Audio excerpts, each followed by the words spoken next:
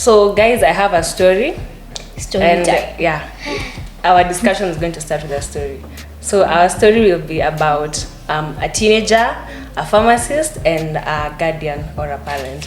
So our story, there was a high school party, and in this high school party, adolescents were involved in this party. There were no guardians in this party, no adults. It was just adolescents. And so after school, they went to this party. There were drugs. They got intoxicated, and they had sex, unprotected sex.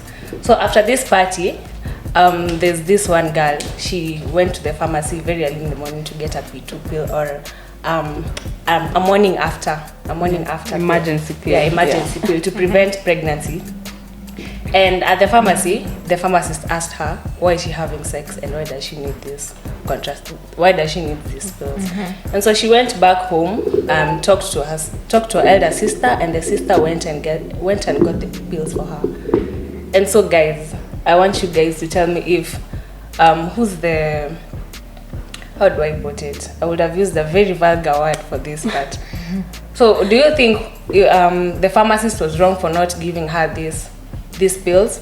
Do you think the sister was wrong for going to get these pills? And do you think they were wrong in the first place to have unprotected sex as adolescent girls?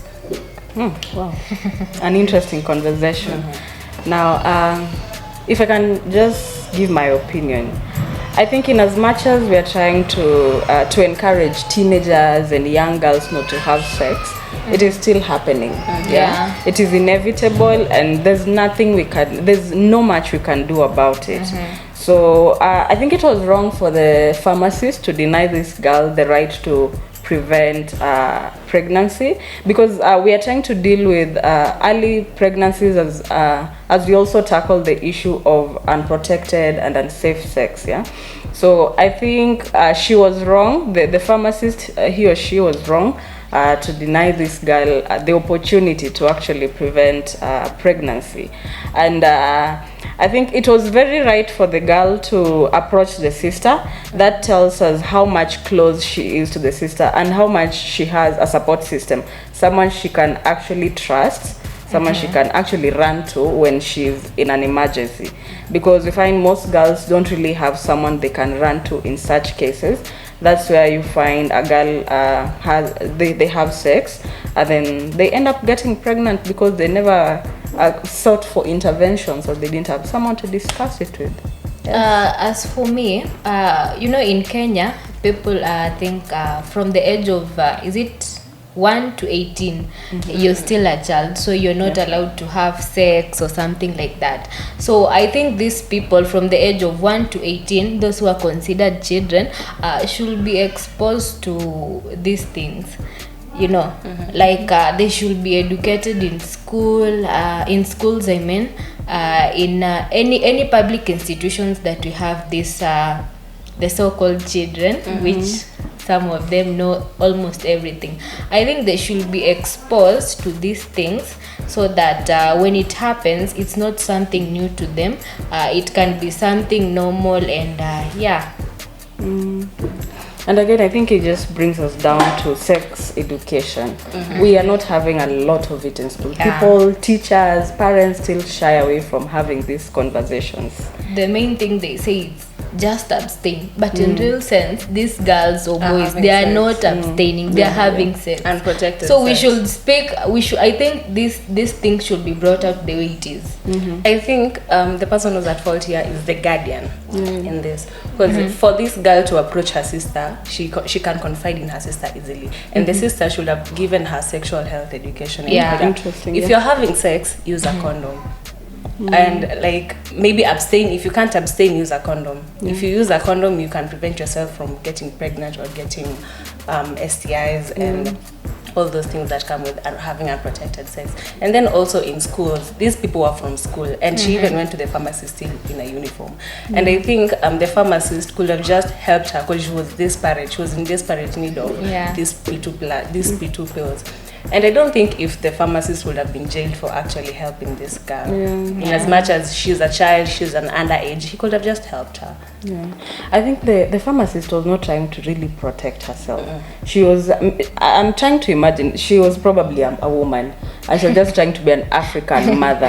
There are lines we cannot cross. You're not having contraceptives because you are not supposed to even have sex in the first place. But so, this girl already had sex. Yeah. So if you deny her the pills, what are you? Yeah, that's why I'm saying she was not even trying to protect herself in terms of law, because in Kenya, I think the justice system has really lapsed to a point that we get some of these contraceptives are not even supposed to be easily accessible over the counter, you know. But then the fact that they are available, that means the justice system has failed. So this woman was not even trying to protect herself in any way legally, you know. So she was just being a mother. She was just being a typical African man. Yeah. On the other hand, I think exposing these is it children, between the age of 1 to 8 to these things, maybe things to do with contraceptives and all that, I think it will reduce the early pregnancy rate that we have, because most of them will be doing these things and they'll be like, they know after this maybe I'll do this after this. It's not like we are encouraging them to have sex, but we're educating them so that when they find themselves in a situation like that, they know what they can do and how they can be helped.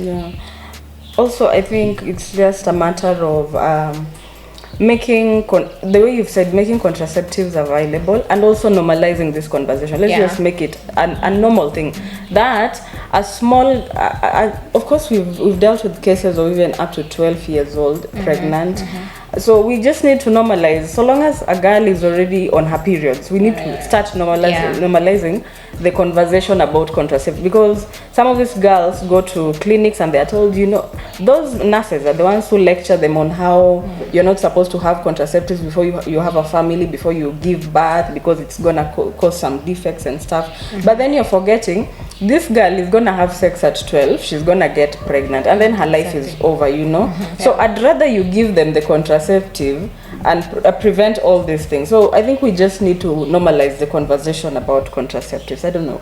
We really need to normalize the conversation about contraceptives and sexual health. And I think it's something that it's stigmatized in our community. Let's say we have a story of, I won't mention the name plus the location, a 15-year-old girl from where I stay, my home place there. So she was using contraceptives and the mom was aware of it. And other people were gossiping about, unajua so and so, yo fanya hivi na hivi na hivi na hivi na hivi, like anatumia kuna hizi vitu anaikanga, what are they called? It's called an implant. So they're like wanamuongelea, you know, sijui anafanya nini, wanaongea vitu mbaya. So I feel like the way the society views these things, I feel it's stigmatized. The whole society should be educated about these things, the family planning things, the contraceptives things, so that it's not something new to them either. It has been viewed as something to be so immoral. If you're underage, you're using contraceptives, or if you're just a young adult, you're just so immoral. And I think it's not just about pregnancies, it's also about unsafe abortions. There's unsafe abortions, there's abandoning kids, there's throwing away kids in sewages. So I think just the conversation around it should be. I think this whole conversation narrows down now to the government and the health sector as a whole. Because once a girl gets pregnant, she walks into a quack clinic somewhere, gets an abortion. She has complications, she's rushed to a hospital, she cannot afford bills. Maybe she's gone to a public hospital, bills pile up, means it's on the government. Also, this girl, probably she decides to carry the pregnancy to term, give birth to this baby. Then she's not able to take care of this baby, she dumps it in a children's home, maybe run by a government or something. This responsibility is still on the government. Or probably she just gives birth, decided to keep the baby, and then decides to take the baby to a public school. Public schools are funded by the government, meaning you're already putting your burden on the government. So I think the government needs to narrow down on ending the stigma on contraceptive and accessibility Plus of contraceptives. More education on it. Because people need to be actually aware of the facts, not the myths of this whole thing, you know. And most of them believe in these myths and misconceptions. They don't want to visit a health facility and know what The is facts it around about it, yeah. So wanaongea tu chini ya maji, ukitumia sijui you'll gain weight, you'll do this, you'll have that. I actually have a funny story about contraceptives. One time after high school, the way you eat food with hizo vitu, and then you grow really big and you're plump and cute. I don't know, I call it cute. I looked cute in high school because I was chubby and all. So when I got to campus, after campus, I lost a significant amount of weight, probably because the struggle of campus is quite real. So I lost a significant amount of weight, which I've not gained to now. So at around in 2019 at the end, December. No, actually it was November, because I remember it was a few weeks to my graduation. So 2020, that is. So 2020, I decided, because I had stories. I think I was too naive to even get the facts. So I had stories that the depot injection inakufanya gain weight. Hey, mimi nani, I ran to a clinic. I told them I want depot. So funny enough, this person did not even ask me about my health and everything. You know those exams they do before they actually ascertain that this thing fits. Yeah. So they just gave me the injection. So I'm waiting to start growing big. You're not What happened now, I was on my period constantly. It was a constant bleed. Now, of course, if you're bleeding and you're not eating well, you start losing weight again. So I was literally losing weight instead of gaining it. Weight. Oh my God. And the headaches, I was on constant headaches, So I think we just have to demystify the whole myth about contraception. And then in as much as we are fighting for accessibilities of these things, it just can't be accessible anywhere, because from my case, I went, that person did not even intervene and ask me about they normally do a health exam. He did not do that. He did not even ask questions. He just asked how old I was, and then he just decided you're the right age for Speaking of, he asked you how old were you. Age, it's like age is a barrier. It's definitely a barrier. They're saying, you're below 18, you're not supposed to be having sex. But in real sense, these people are having sex. They don't want to accept the fact that these people are having sex. And I think it's also a matter of time that times are changing nowadays. Kitambo msichana angeshika mimba and instantly umeenda kuoleka. Nowadays they have to go back to school, life has to go on as usual. So, and then also making SRHR like contraceptives and sexual education being a matter of adults to speak about is just not it. These people need to be educated, and I think they should be allowed to access such services in hospitals. And they should also be educated about their rights. Because SRHR, to me, I think it's a human right. Everyone should access it. And on the other hand, I think parents should be open with their kids. Yesterday we had a meeting with someone, I won't say the name, and this someone was saying, when you're talking to your son and he's a grown-up man, or maybe if you're talking to your daughter and she's all grown, you must tell them everything, the facts plus everything. So you tell them, I know you're having sex, and this man was sure the son was having sex, and he told him, I know you're having sex. So if you do it wrong, these are the things that you will get, and you will not feed in my house, you'll not have a place in my house. So parents, you have a big role to play. Usipite tu hivi nyuma ati unajua, just tell them, just go straight, tell them, if you do, I know you are doing it, if you are doing it, do it safe. If you are not safe, then these are the things you should do. If you do it wrong, these are the consequences. So let's just be straight with our kids when we're having those conversations. And also, just like Christina said, that SRHR education and these services it's a right. It's not a charity kind of thing. Of course, nowadays it's treated like a charity. If we take pads to a certain location, then we've done a great thing. I mean, it is a right. These are things we need to normalize so that people don't feel disadvantaged. They are not at the mercies of organizations to get education, because some of these things, the government, the parents, the teachers have abandoned these roles to organizations, to non-governmental organizations to actually have these conversations. These are conversations that need to be had in the grassroots levels, in the kitchen as you're cooking with your child. Let them know there's something called contraceptives. I myself, I have 2 little brothers. The other one is how old is that boy? 15. The other one is 8.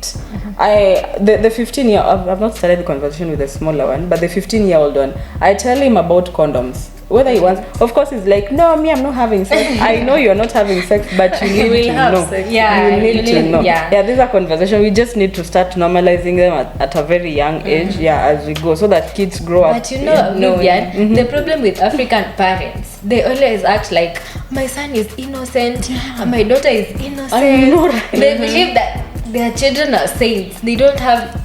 They believe that if you talk to them about the thing with contraceptives, it's like African you're telling them, no, go and have sex. Yeah. They think that hawa watoto wako innocent. But My I would rather know. Your daughter is doing this and this, he's going out with maybe an older guy. She'll be like, mtoto wangu, msichana wangu. Hapana. Me, I'd rather know that my child is having sex than I have sex behind my back. I'd rather know so that I'm able to guide. Of course, once someone has started, it's hard to stop. So long as they've already started, it's your responsibility to guide them on how to have safer sex. The pros and cons. The pros and cons of sexuality. Sex. I think that was it for our topic of discussion. Thank you guys. Thank you so much for tuning in. Follow our social media, like, share, subscribe to our YouTube channel, and tell us what you think about accessing sexual reproductive health and rights. We hope this podcast has been helpful. Bye. Bye. How many